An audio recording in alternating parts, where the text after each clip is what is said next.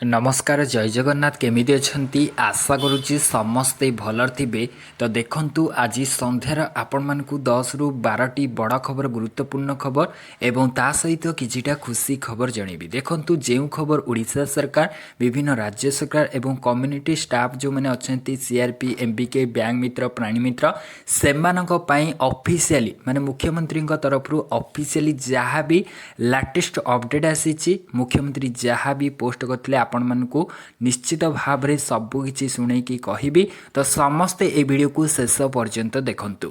Video जदि भल लगे निहाती भाव में गोटे गोटे लाइक करेंगे शेयर करेंगे एवं आपण ए वीडियो को केउ जिल्लारू देखुछंती निहाती भाव में कमेंट सेक्शन दे कमेंट करके जनइबे। ता सहित आपण माने जदि एपर्यंत आम चैनल को सब्सक्राइब करना तेबे चैनल को निहाती भाव में सब्सक्राइब करी रखिबे। तेबे मु जहाँ भी कहबी समस्ते गोटी गोटी करके नोट करेंगे। खास करी आपण जहाँ भी कहबी आपण माने ठीक से ध्यान देकी शुणिबे।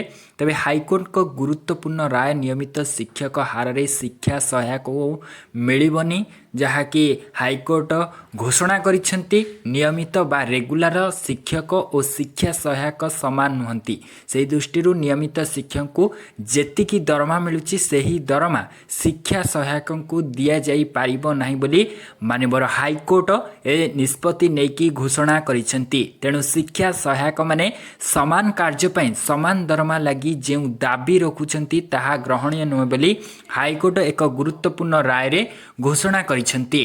तेबे परवर्ती खबर को आसीबा। देखंतु पेंशन दाबी रे गर्जिले 662 वर्गर कॉलेजर जो संघ जेती भी संघ थिले गर्जिछंती। नीति निर्धारण हेबा नै आश्वासना मिलिबा परे आंदोलन प्रत्याहृत होईची। तेबे पेंशन और चाकरी शर्तावली दाबी रे 662 वर्ग कॉलेज संघ पक्षरु आज लोयर पीएमजी ठारे विक्षोभ प्रदर्शन करा जायछि। तेबे उच्च शिक्षा विभाग 70% कार्य इस संघर अध्यापक और कर्मचारी माने तुलाई आसुछंती किंतु अवसर परे पेंशन मिलु नथिबारु सेमाने दुर्दिन रे कालतिपात करुथिबा अभियोग होईछि। तेबे निर्वाचन इस्ताहार रे समान काम को समान दरमा उल्लेख रही एपर्यंत ए संघर अध्यापक और कर्मचारी माने एथिरो वंचित होई आसुछंती। तेणु सरकार दाबी पूरण न करिबा पर्यंत युक्त 2 खाता मूल्यांकन वर्जन करने को संघ चेतावनी देइछि। तेबे आपण माने अध्यापक निष्पत्ति को नेकी एवं सरकारंकर ए निष्पत्ति को नेकी आपण मानकर मतामत कोन रहिबो निश्चित भाव में कमेंट सेक्शन दे कमेंट करके जणेबे। तेबे परवर्ती अपडेट को आसीबा। देखंतु 44 जन ओएस ऑफिसर बदली होइछि 29 ब्लॉक रे नुआ वीडियो। राज्य सरकार आज ओएस ऑफिसर स्तर रे जहाँकि अदल बदल करछंती। मोट 44 जन ओएस ऑफिसर बदली होइछि 29 ब्लॉक रे नुआ वीडियो को अवस्थापित करा जायथिबा बेले 13 जन वीडियो को सेमानक दायित्व हटाई राजस्व और विपर्यय परिचालना विभाग को जहाँकि फेरस्त कर दिया जायछि। साधारण प्रशासन विभाग और पंचायत राज विभाग पक्षरु जारी भिन्न भिन्न विज्ञप्ति अनुसार वरिष्ठ ओएस ऑफिसर मनस्विनी साहू को रमादेवी विश्वविद्यालय रेजिस्ट्रार भाव में अवस्थापित करा जायछि। तेबे परवर्ती अपडेट को आसीबा। कर्तव्य रे अवहेला जोगु 2 पुलिस कनेस्टेबल को निलंबन कले एसपी। तेबे कौन रही प्रकृत रिपोर्ट टी समस्ते शुणी रखंतु। ये घटनाटी घटी बनाई ब्लॉक।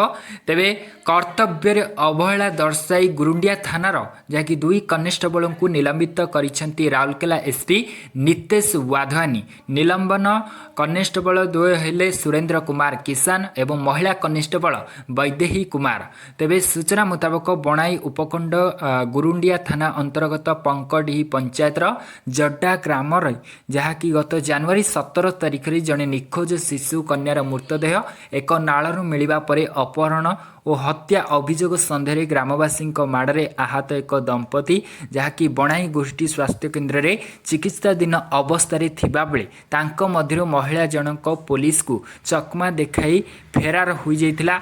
एसबू परे पुलिस अवहेला करथिले जाफल एसपी कान को जाइथिला। वर्तमान पई एसपी दृढ़ कार्यानुष्ठान नेकी 2 कनेस्टेबल को निलंबित करिसेंती। तेबे आपण माने एसपी एभली काम को नेकी आपण मानकर मतामत कोन रहिबो निश्चित भाव में कमेंट सेक्शन दे कमेंट करके जनइबे। तेरे परवर्ती अपडेट समस्ते जानी रखु गृह रे मंत्री चांचल्यकर तथ्य अष्टम श्रेणी पिलांकु आसुनी फेड़ाण एवं हरण जहाँकि विधानसभा एसबू चांचल्यकर तथ्य देइछन्ति मंत्री। विधानसभा बजेट अधिवेशन दे आज जेहेतु तृतीय दिन होइछि आज विद्यालय और गणशिक्षा उच्च शिक्षा शिल्प अनुसूचित जाति एवं जनजाति संख्यालघु संप्रदाय और पछुआ वर्ग विभाग प्रश्नकाल रही बेले प्रश्नकाल पिलांक पाठपढ़ा को लेकिन चांचल्यकर तथ्य देइछन्ति मंत्री एवं मंत्री कहते अष्टम श्रेणी पिला जानी नाहंती फेड़ाण एवं हरण जेहेतु आज तृतीय दिन एटा द्वितीय दिन ही मंत्री यही उत्तर रखिंट प्रश्नर ये प्रश्नटी पचारि जहाँकि विधानसभा गृह रे। तेबे परवर्ती अपडेट को आसवा देखु सरकार फोकस रे विद्यालय भित्तिभूमि अतिरिक्त श्रेणी गृह निर्माण में 250 कोटी टंका खर्च होगाकू जाउची।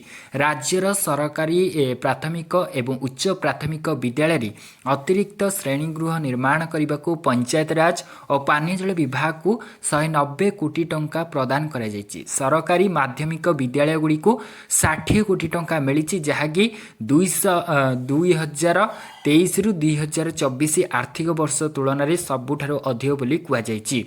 तेबे 2023-24 रे प्राथमिक विद्यालय गुड़ी को 96 कोटी टंका एवं माध्यमिक विद्यालय गुड़ी को 53 कोटी टंका प्रदान करा जायथिबा विद्यालय और गणशिक्षा मंत्री नित्यानंद गंड विधानसभा सूचना देइछन्ति। तेबे परवर्ती अपडेट को आसवा देखंतु विश्व प्रसिद्ध रथयात्रा पाई पुलिस प्रशासन प्रस्तुति बैठक चलित वर्ष जून मास 27 तारिख रे पुरी रे विश्व प्रसिद्ध रथयात्रा अनुष्ठित होगाकू जाउची। ए रथयात्रा को श्रृंखलित एवं व्यवस्थित भाव में आयोजन करने निमंते आज भुवनेश्वर स्थित डीजीपी कैंप कार्यालय ठारे राज्य आरक्षी महानिर्देशक श्री जोगेश बहादुर खुरानिया अध्यक्षतार प्रथम प्रस्तुति बैठक अनुष्ठित हो जाइछि। तेबे आसंता रथयात्रा रे संभाव्य भीड़ नियंत्रण एवं गत वर्ष सम्मुखीन होइतिबा विभिन्न समस्या को दृष्टि रखी एबेठारु व्यापक प्रस्तुति प्रक्रिया आरंभ करने निमंते डीजीपी श्री वाईबी खुरानिया जहाँकि पुलिस अधिकारी मानक निर्देश देइथिले। श्री वाईबी खुरानिया कहथिले जे श्री जगन्नाथ मंदिर परंपरा अनुଯାयी श्रीजीव रीतिनीति विभिन्न तारीख में पालन करा जिवो। एही उपलक्षे देश विदेश लक्षाधिक भक्त पुरी रे समागम हेबे। एहा सहित बहु गुरुत्वपूर्ण व्यक्ति विशेष महाप्रभु श्री जगन्नाथ रथयात्रा देखा आगमनर संभावना रही बोली जहाँकि सूचना दि जाइए। तापर देखंतु आज लास्ट अपडेट समस्त को कहीदे विधानसभा माननीय मुख्यमंत्री मोहन चरण माझी जो 14/2/2025 रे जहाँ भी विवृत्ति देइथिले जो मिशन शक्ति जीपीएलएफ एवं जो माने सीआरपी एमबीके बैंक मित्र प्राणी मित्र जेती भी अच्छा 68,000 रु अधिक जो अच्छा समस्त को जन दूची समस्ते निहाती भाव में लास्ट खबर टी जानी रखु जहाँ जहाँ भी कहुई मुझे देखंतु मुख्यमंत्री जहाँ भी कहते मुझे कहीदे जातीय ग्रामीण जीविका मिशन अधीन ओडिशा जीविका मिशन 2012 मसीहा अप्रिल 1 तारिख माने एप्रिल 1 तारिख कार्यकारी होउची। एई योजनार आभिमुख्य अनुଯାयी ग्रामीण परिवार मानकर जीवन जीविकार उन्नति निमंते स्वयं सहायक गोष्ठी गठन करी परिवार महिला मानकु सामिल करा जाउची। पुनर्बार एई स्वयं सहायक गोष्ठी मानकु विभिन्न सामाजिक तथा अर्थनैतिक सहायता प्रदान करिबा पई सेमानकु ग्राम एवं पंचायत स्तर रे संगठित करा जाउची। एई स्वयं सहायक गोष्ठी बा एसएसजी आमे जाहाको कहउचे एवं आंचलिक मंच सीएलएफ एवं ता सहित ग्राम पंचायत संघ जीपीएलएफ गुड़ी को सुदृढ़ एवं सशक्त करिबा पई कम्युनिटी सपोर्ट स्टाफ मानकु ग्राम पंचायत स्तरीय संघ द्वारा नियुक्ति दिया जाइथिला।